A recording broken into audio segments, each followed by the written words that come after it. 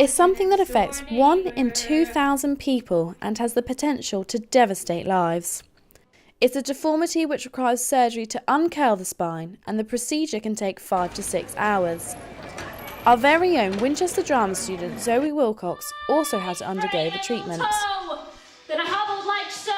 It's just felt kind of limiting because I felt like I couldn't really do anything.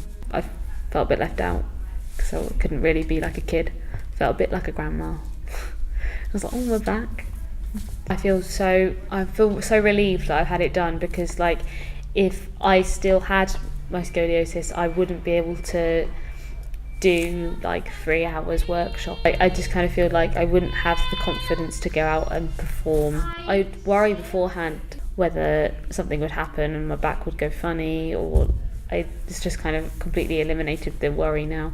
My friends are a bit like, careful, she's got rods in her back, but I'm like, no, I'm fine, I've got this.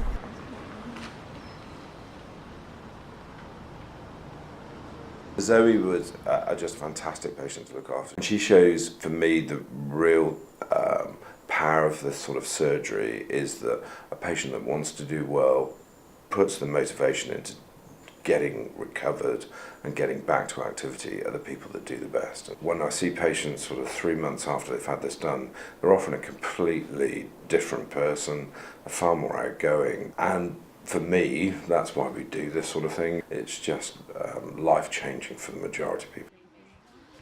You don't ever want to see your children in pain. The worst bit for me was leaving her in the anaesthetic room when she went to sleep. The last thing she said to me was, I'm scared.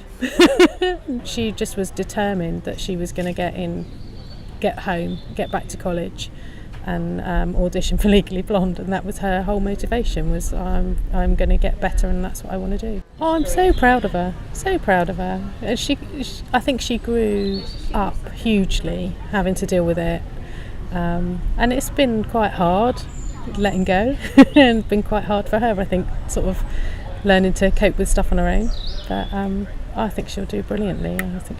The treatment for scoliosis has developed vastly, but there's still much room for improvement. The future hopes is that research will allow for early intervention and growth control, meaning that there is no need for such radical surgeries, meaning that people like Zoe get help earlier on in life. This is Jennifer Crowe Marchbank, Winchester News Online.